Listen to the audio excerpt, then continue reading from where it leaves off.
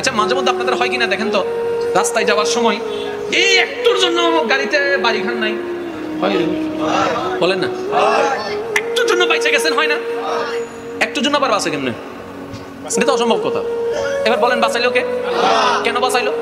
শুনেন, আজকে থেকে 3 মাস আগে, 4 মাস আগে, কিংবা কোন একটা সময় আপনি রাস্তা দিয়ে যাচ্ছেন কিংবা দোকানে বসে আছেন, হঠাৎ কোন একজন অসহায় গরিব, যেটা সত্যিকার অভাবী, সবাই তার বাটপার হয় না আমার মতো, কিছু তো সত্যিকার অভাবীও, আপনাকে বললো বাবা ভাই আমার সন্তানরা আসলে কিছু অনেকদিন ধরে কিছু খাচ্ছে না, দিতেও পারছি না খাবার, আজকে সকাল দুপুর কিছু খাইনি, কিছু সাহায্য করো না।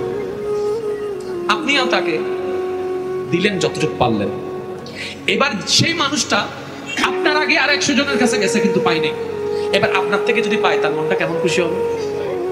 এদিকে বাংলার জমিনে জমিনের দাঁড়িয়ে বান্দার মনটা খুশি, ওদিকে রব খুশি।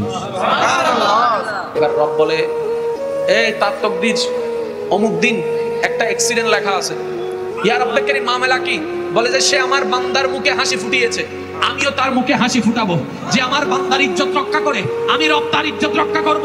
যে আমার বান্দাকে আমার দিকে তাকিয়ে হাজার রাগ থাকার পরও মাফ করে দেয়, আমি রব তাকে মাফ করে দিব।